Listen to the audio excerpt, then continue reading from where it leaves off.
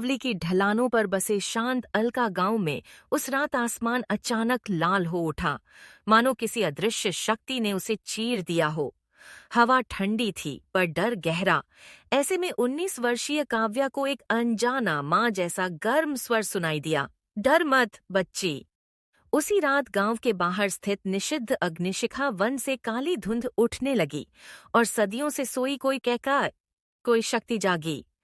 काव्या को हर रात एक ही आवाज बुलाने लगी, धीमी पर आदेश जैसी, तेरी राह उधर है। लोगों ने अपने दरवाजे बंद कर लिए, पर काव्या उस जंगल की ओर खिंचती चली गई जहां छायाएं जीवित थीं और जहां एक रौद्र प्राचीन देवयुद्ध फिर से शुरू होने वाला था। यही वह रात थी जब काव्या का भाग्य बदलने वाला था और जब मां काली ने अपनी दूत चुन ली। भाग 8। लाल आकाश की रात। अलका गांव अरावली की ढलानों पर बसा था, शांत, साधारण और सदियों से समय से अनछुआ। लेकिन एक रात अचानक आकाश लाल हो उठा। ऐसा लगा मानो किसी अदृश्य शक्ति ने आसमान पर अग्नि फैला दी हो। गांव के लोग डर गए, पर 19 वर्षीय काव्या उस लाल आकाश की ओर खिंचती चली गई। उसी रात उसे पहली बार वह आवाज सुनाई दी, डर मत बच्ची, यह चेतावनी है, विनाश नहीं। काव्या ने मुड़कर देखा, पर वहां कोई नहीं था। हवा ठंडी थी, पर आवाज में एक अनोखी गर्माहट थी, जैसे किसी माँ का स्पर्श। भाग 2। अग्निशिखा वन का बुलावा। गांव के बाहर एक जंगल था, अग्निशिखा वन, जहां कभी कोई नहीं जाता। कहते थे वहां रुद्र शक्ति का निवास है। लाल आकाश के बाद उस जंगल से काली धुंध उठने लगी। लोग डरकर अपने घरों में छिप गए, लेकिन काव्या को हर रात वही आवाज बुलाती रही, तेरी राह उधर है, मैं तेरी प्रतीक्षा कर रही हूँ। काव्या जानती थी यह कोई साधारण आवाज नहीं। वह पहली बार जंगल के प्रवेश द्वार तक गई। पेड़ बिल्कुल स्थिर थे, जैसे देव वृक्ष हों। हवा का एक झोंका भी नहीं, लेकिन पत्तों पर काली छाया नाच रही थी। काव्या ने कदम बढ़ाया और पूरा जंगल मानो जीवित हो उठा। भाग 3। अदृश्य देव युद्ध। जंगल में प्रवेश करते ही उसे दूर से मंत्रोच्चार की ध्वनि सुनाई दी, यत्र नार्यस्तु पूज्यन्ते तत्र देवता रमन्ते। अचानक उसे लगा कि धरती कांप गई। छायाएं दीवारों की तरह खड़ी हो गईं, किसी अदृश्य शक्ति से टकरा रही थीं।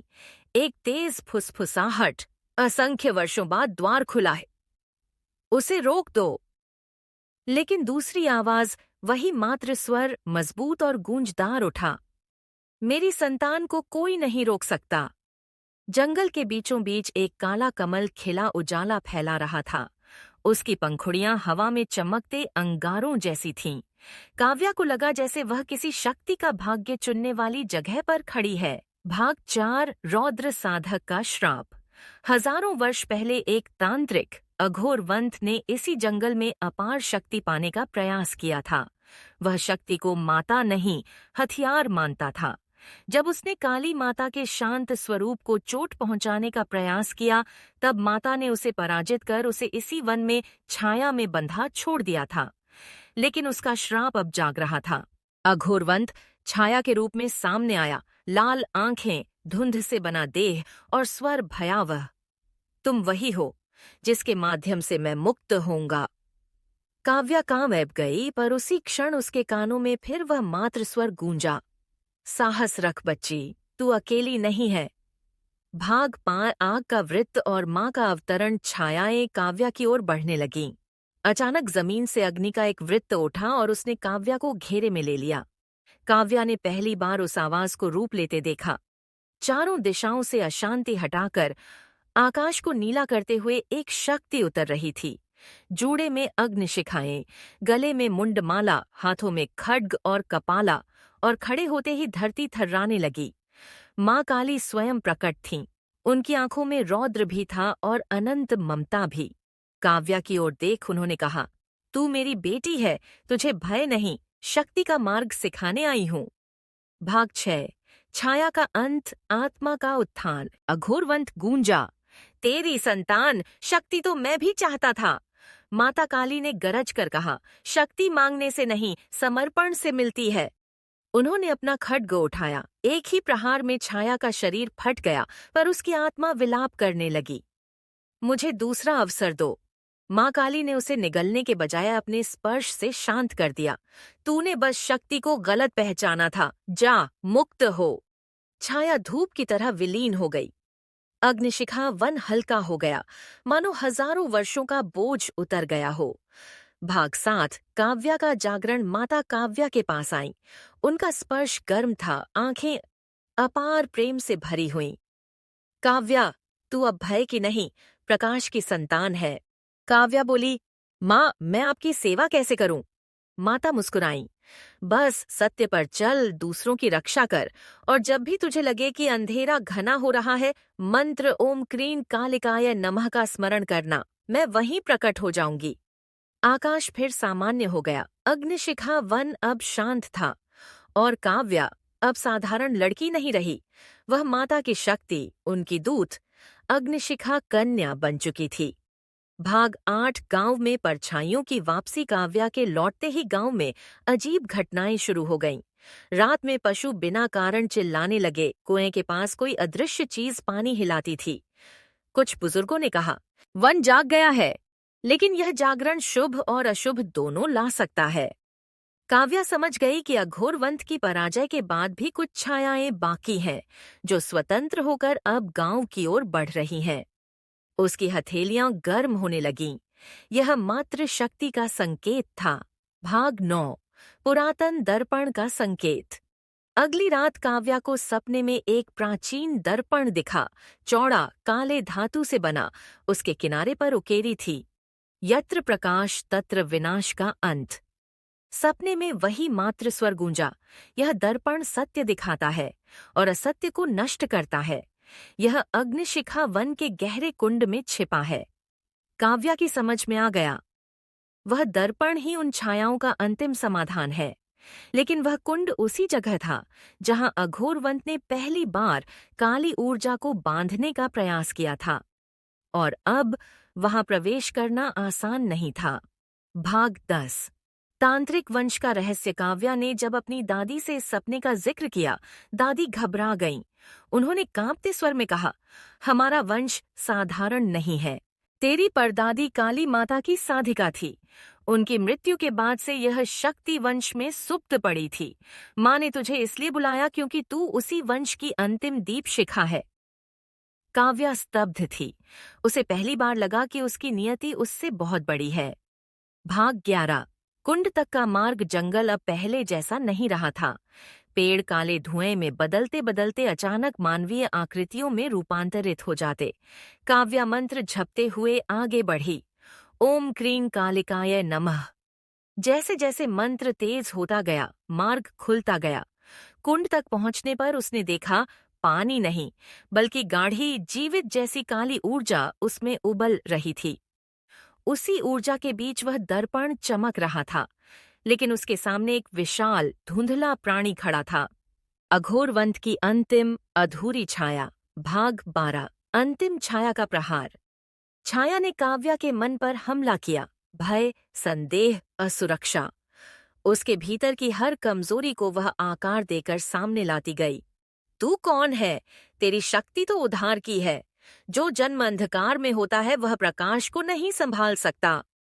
काव्या की सांसें भारी हो गईं। पर उसी क्षण उसे माता की बात याद आई। शक्ति भीतर से उठती है, बाहर से नहीं। काव्या ने आंखें बंद की और कहा, मैं तुम्हारे शब्दों को स्वीकार नहीं करती। मेरा अस्तित्व मेरे कर्मों से बनेगा, न कि तुम्हारे भ्रम से। छाया डगमगा गई। भाग 13 ठीक दर्पण का सत्य। काव्या ने दर्पण उठा लिया। दर्पण चमका और छाया पर प्रकाश की एक लहर दौड़ी। छाया चिल्लाई, यह मुझे नष्ट नहीं करेगा। काव्या शांत रही। यह नष्ट नहीं करता, सत्य दिखाता है।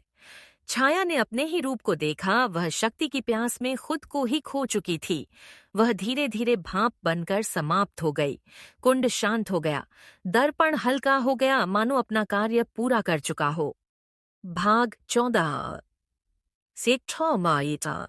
माता का अंतिम वरदान। काव्या के सामने अचानक प्रकाश का एक स्तंभ उठा। उसमें से माँ काली प्रकट हुई, पहले से भी शांत, उज्ज्वल और साथ से के उज्ज्वल और सौम्य। उन्होंने काव्या के सिर पर हाथ रखा। तूने अंधकार को दबाया नहीं, समझा और पेया पारार किए। यही सर्वोच्च विजय है। काव्या के भीतर एक स्थिर अग्नि जल उठी, न क्रोध न भय, सिर्फ अस्तित्व की शक्ति। माता बोली, अब तू अग्निशिखा वन की संरक्षिका है। जब किसी के भीतर प्रकाश की लौ कमजोर पड़े तो तू उसके लिए शक्ति बनेगी। इस आशीर्वाद के साथ माता विलीन हो गईं। काव्या अब सिर्फ काव्या नहीं रही, वह अग्निशिखा वंश की जागृत साधिका बन गई। काली माता। हाँ, दुनिया का युद्ध भाग 81 सप्त छाया का जागरण। अघोरवंत के नाश के कुछ सप्ताह बाद दुनिया भर में अजीब घटनाएं शुरू हो गईं। लंदन में आसमान काला होकर लाल आंसू बरसाने लगा। रूस के बर्फीले इलाकों में बिना कारण जमीन फटने लगी और अफ्रीका के एक रेगिस्तान में काली रेत का तूफान उठा जिसने सूरज को निगल लिया। काव्या समझ गई, अघोरवंत की मृत्यु के साथ दुनिया में बिखरी उसकी 7 छायाएं अब स्वतंत्र होकर शक्तिशाली बन रही हैं। इन्हें सप्त छाया कहा जाता था और इनका लक्ष्य था धरती को अराजक ऊर्जा में बदलना। माता काली की आवाज पहली बार दूर से नहीं, सीधे काव्या के भीतर गूंजी। बेटी, यह युद्ध सिर्फ तेरा नहीं, पूरी मानवता का है। भाग 2 पहला युद्ध। भय की छाया। पहली छाया भय छाया थी जो एशिया में फैलने लगी। लोग बिना किसी कारण झगड़ने लगे, नींद में चीखने लगे और कई अपनी ही परछाई देखकर बेहोश हो जाते। काव्या ने मंत्र साधना करके छाया का स्रोत महसूस किया। नेपाल के पहाड़ों में एक प्राचीन गुफा। वहां पहुंचते ही काव्या ने देखा एक विशाल धुंधली आकृति जिसकी आंखें खाली थीं और शरीर डर से बना था। तू मुझे नहीं रोक सकती, छाया गुर्राई। मैं हर मनुष्य के भीतर रहता हूँ। काव्या ने शांत स्वर में कहा, भय से लड़ना नहीं, उसे स्वीकार कर उसके पार जाना है। उसकी हथेलियों से प्रकाश निकला। याया पावा पाना थी। भय की छाया पल भर में पानी की तरह टूटकर मिट्टी में समा गई। पहली जीत। भाग 3 दूसरी छाया। लालच का दानव। दूसरी छाया अर्थव्यवस्थाओं में घुस गई। दुनिया भर के शहरों में लोग लालच में पागल हो गए। कहीं दुकानें लूटी जा रही थीं, कहीं पैसे के लिए भाई भाई को मार रहा था। यह लालच छाया थी जिसे तांत्रिकों ने कामुक्षण कहा। काव्या ने इसे दुबई के रेगिस्तान में पकड़ा। वह सोने के तूफान के बीच खड़ा था। उसकी हंसी हवा चीर रही थी। मैं खुद को नहीं मिटाऊंगा, वह बोला। तुम्हारे भीतर भी लालच है। काव्या ने अपनी आंखें बंद की और मन को शांत किया। हर इंसान में इच्छा होती है। सवाल यह नहीं कि इच्छा है या नहीं, सवाल यह है कि कौन उसे नियंत्रित करता है। उसके शब्दों के साथ छाया भस्म होकर हवा में उड़ गई। भाग 4 तीसरी और चौथी छाया। क्रोध और भ्रम। भ्रम। तीसरी छाया क्रोध थी जो युद्ध क्षेत्रों में आग की तरह फैल रही थी। चौथी भ्रम जो सोशल मीडिया, समाचार और विचारों को विष की तरह बदल रही थी। दोनों छायाएं मिलकर मानवता को एक दूसरे के विरुद्ध कर रही थीं। काव्या को पहली बार लगा कि ये युद्ध सिर्फ आध्यात्मिक नहीं, मानसिक भी है। उसने दुनिया भर में एक ही रात में 3 स्थानों पर ऊर्जा भेजी, नेपाल, जॉर्डन और दिल्ली। उसका शरीर थक गया पर उसकी ऊर्जा नहीं। क्रोध छाया उसकी शक्ति देखकर जे जली। तू हम सबको कैसे रोक पाएगी, काव्या ने कहा। सत्य और संयम दोनों मेरे साथ हैं। दोनों छायाएं टूटकर अदृश्य हो गईं। भाग 5 आसिंदास की खियापानी। पांचवीं छाया। निराशा की देवी। पांचवीं और सबसे कठिन निराशा छाया थी। यह लोगों से जीवन का अर्थ छीन लेती, उन्हें खाली, खोखला और बिना भविष्य महसूस कराती। काव्या ने इसे टोक्यो की एक ऊंची इमारत के शीर्ष पर देखा। एक औरत जैसी आकृति, लंबी, काली और आंसुओं से बनी हुई। वह बोली, मैं इंसानी दुनिया का अंतिम सत्य हूँ। सब कुछ अस्थायी। जो शुरुआत होती है उसका अंत होता है। काव्या ने उसकी ओर बढ़ते हुए कहा, हाँ, सब अस्थायी है, लेकिन हर अंत नया आरंभ बनता है। यही जीवन का सत्य है। उसके ये शब्द सुनते ही निराशा की देवी बिखर कर धुंध में खो गई। भाग 6। एका छठी और सातवीं छाया, विश्वासघात और मौन। अब सिर्फ दो छायाएं बची थीं। विश्वासघात, जो रिश्तों को तोड़ रही थी, और मौन, जो लोगों की आवाजें छीनकर उन्हें अंदर से खाली कर रही थीं। दोनों ने एकजुट होकर जाल बुना। यह पूरी मानवता की आत्मा को बंदी बनाने के लिए था। काव्या पहली बार थक चुकी थी। उसने माता काली को पुकारा, माँ, यह युद्ध बहुत बड़ा है। मैं अकेली कैसे लड़ूं? माता की आवाज आई, याद रख, शक्ति अकेले नहीं, सत्य से मिलकर बढ़ती है। तू अकेली नहीं है, मनुष्य के भीतर भी प्रकाश है। काव्या को समझ आ गया, छाया को वह नहीं, मनुष्य स्वयं मिलकर हराएंगे। उसने दुनिया भर में एक ऊर्जा लहर भेजी। लोगों ने अपने भीतर छिपी अच्छाई को जागृत किया। छायाएं कमजोर हो गईं, और उसी पल काव्या ने अंतिम प्रहार किया। दोनों छायाएं एक चमक के साथ समाप्त हो गईं। भाग 7, दुनिया का नया सवेरा। सातों छायाएं नष्ट होने के बाद धरती पर एक अनोखी शांति फैल गई। पहाड़ों की बर्फ चमकने लगी, समुद्र शांत हो गया, शहरों में लोगों के चेहरे हल्के पड़ने लगे। काव्या के सामने माता काली प्रकट हुईं। इस बार रौद्र नहीं, अत्यंत सौम्य रूप में। उन्होंने कहा, बेटी, तूने दुनिया को बाहरी अंधकार से नहीं, भीतर के अंधकार से मुक्त किया है। यह युद्ध जीतना शक्ति नहीं, समझ की विजय है। काव्या ने सिर झुका लिया। माता बोली, अब तू दुनिया की रक्षक है। जब कहीं एक भी मनुष्य अंधकार में डूबेगा, तेरी आत्मा उसे पुकार लेगी। माता विलीन हो गई, और काव्या एक नई यात्रा की ओर बढ़ गई, जहां अंधकार अब शत्रु नहीं, गैसिटी का नाम और सिटी छठी है, बल्कि प्रकाश को समझने का मार्ग था। काव्या और प्राचीन दैत्य लोक का द्वार। यह दुनिया से भी बड़ा रहस्य है। यह अध्याय गहरा, रहस्यमय, डरावना और शक्ति से भरा होगा। आपके चैनल या कहानी स्टाइल के अनुसार एकदम फिट। नीचे मैं नया अध्याय शुरू कर रही हूँ, उतना ही दमदार और अनोखा जितना आपने कभी नहीं सुना। काली माता, दैत्य लोक का द्वार, दमनिश का द्वार, भाग 8। अदृश्य आंसू वाली रात। दुनिया में शांति आ चुकी थी, पर काव्या के भीतर एक अजीब कंपन रहने लगा। एक रात वह बाहर खड़ी थी और उसने देखा, आकाश बिल्कुल साफ था, लेकिन हवा में किसी के रोने की आवाज थी। माँ काली की आवाज नहीं सी, कि पा आई ता न आए। ये किसी और लोक की पुकार थी। काव्या की हथेलियां बिना कारण जलने लगीं। उसने समझ लिया, कोई शक्ति उसे बुला रही है, और यह बुलावा धरती का नहीं। भाग 2। ब्रह्मखाई पर्वत का रहस्य। भारत के उत्तर में एक पर्वत था, ब्रह्मखाई, जिसके बारे में कहा जाता था कि वहां देव और दैत्य दोनों के कदम पड़े थे। वर्षों से कोई वहां नहीं गया था, क्योंकि पर्वत के शिखर पर एक ऐसा द्वार था जिसे 5 ऋषियों ने मंत्रों से बंद किया था। जब काव्या वहां पहुंची, उसने पहाड़ को खून की तरह लाल चमकते देखा। उसके पास पहुंचते ही मंत्र टूटने लगे, टक टक टक, जैसे सदियों की नींद टूट रही हो। काव्या घबरा गई। उसे पहली बार लगा, यह लड़ाई पिछले सभी युद्धों से कई गुना बड़ी है। भाग 3। दैत्यलोक का प्रकट होना। द्वीप जैसा पर्वत दरकने लगा।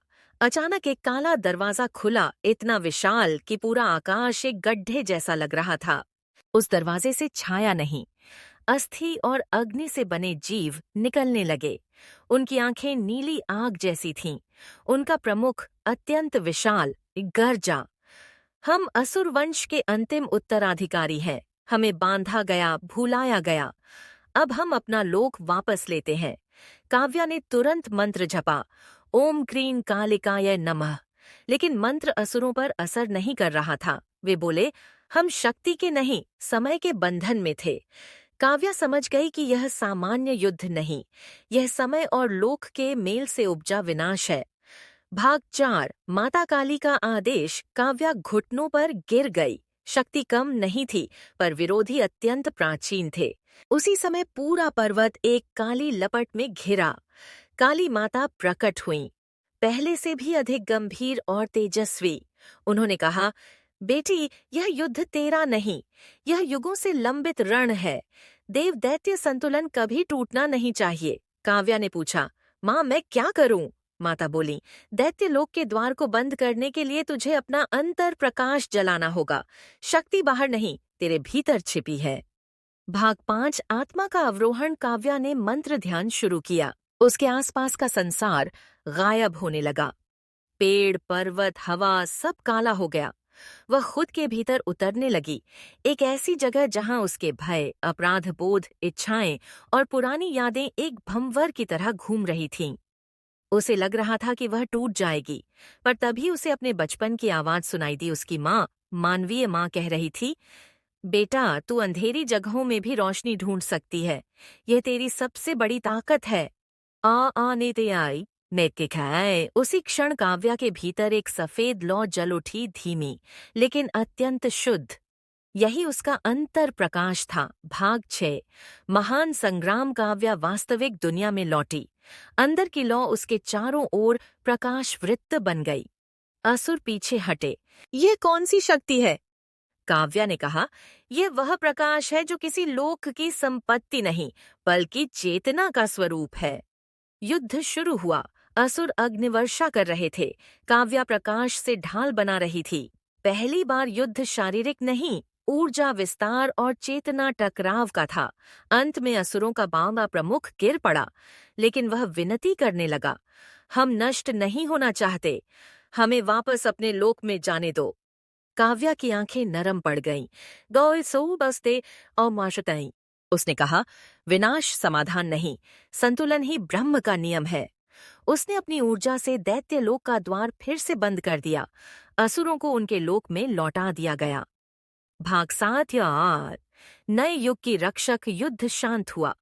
पर्वत फिर साधारण दिखने लगा। माता काली फिर प्रकट हुईं, इस बार अत्यंत प्रसन्न और गर्वित। उन्होंने कहा, बेटी, तूने युद्ध नहीं, एक युग का संतुलन बचाया है। आज से तू त्रिलोक रक्षा की अधिकारिणी है। काव्या ने पूछा, माँ, यह यात्रा कब खत्म होगी?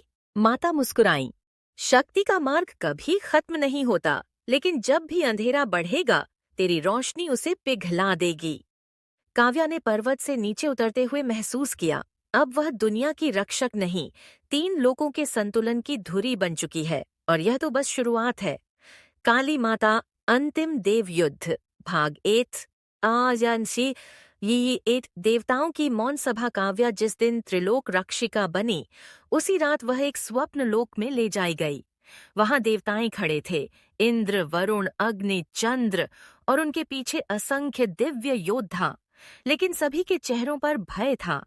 देवताओं के लोक में भय, यह असामान्य था। इंद्र बोले, काव्या, समय की नदी पलट रही है, युग चक्र टूट रहा है, एक ऐसी शक्ति लौट आई है जिसे देवता भी रोक नहीं सकते। काव्या का दिल भारी होने लगा। यह कौन थी जो देवों को भी अशांत कर दे? भाग 2 प्रकाश का पतन। अचानक आकाश फटा।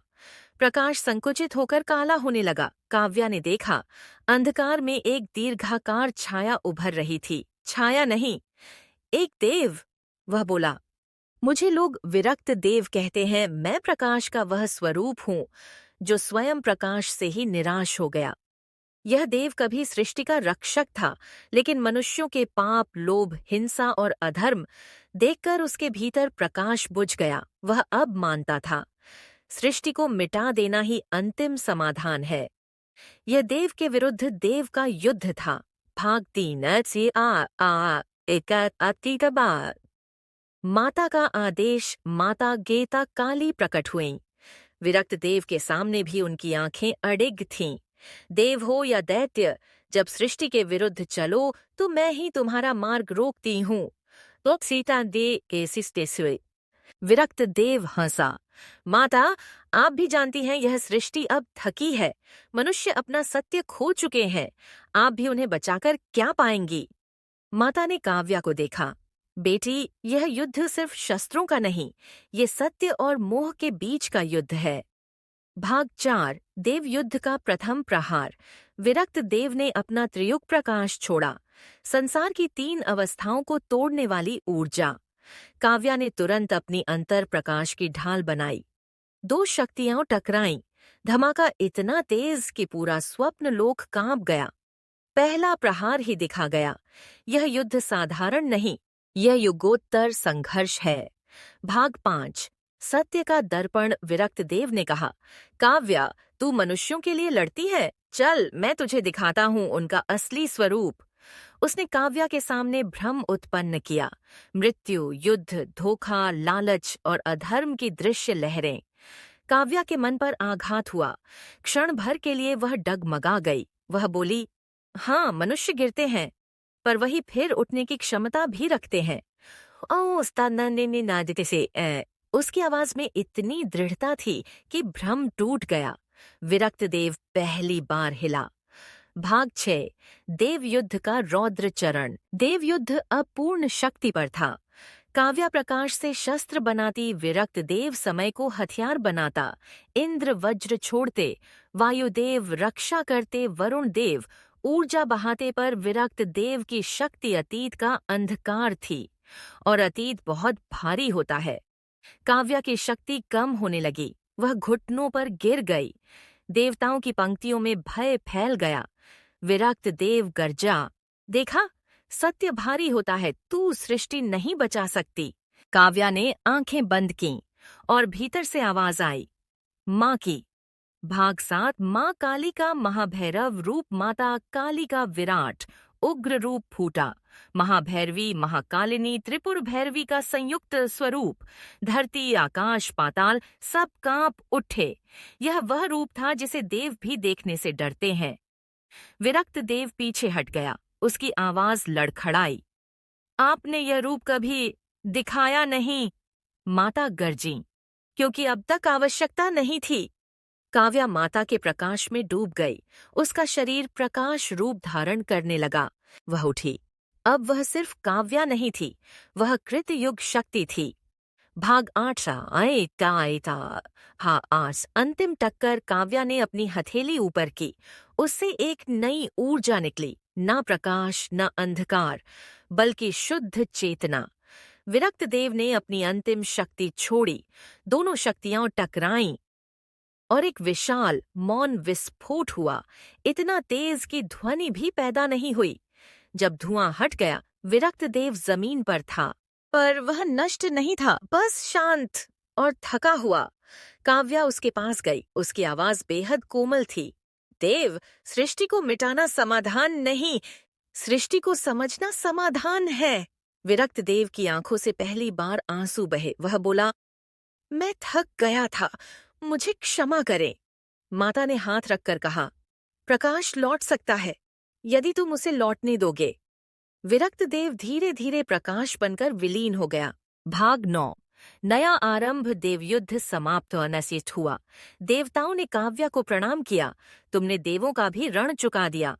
माता काली बोली, तूने संसार को विनाश से नहीं, निराशा से बचाया है, यही सच्ची विजय है।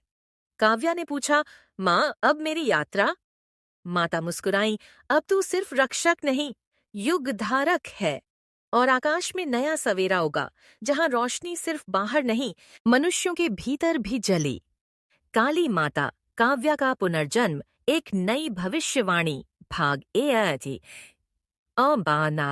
विरक्त देव के विलीन होने के बाद देवयुद्ध शांत हो गया था, लेकिन ब्रह्मांड में एक अनोखी हलचल शुरू हो चुकी थी। देवताओं को लगा युद्ध समाप्त हो गया, लेकिन काली माता जानती थी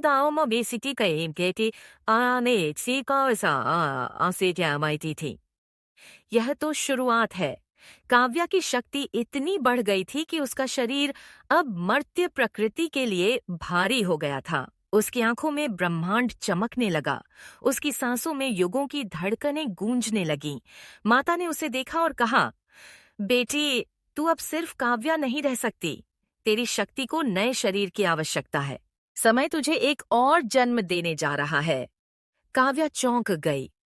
माँ, क्या यह पुनर्जन्म है? माता बोली, हाँ, पर यह किसी भी जन्म से अलग है। तू मर नहीं रही, परिवर्तन के अगले द्वार में प्रवेश कर रही है।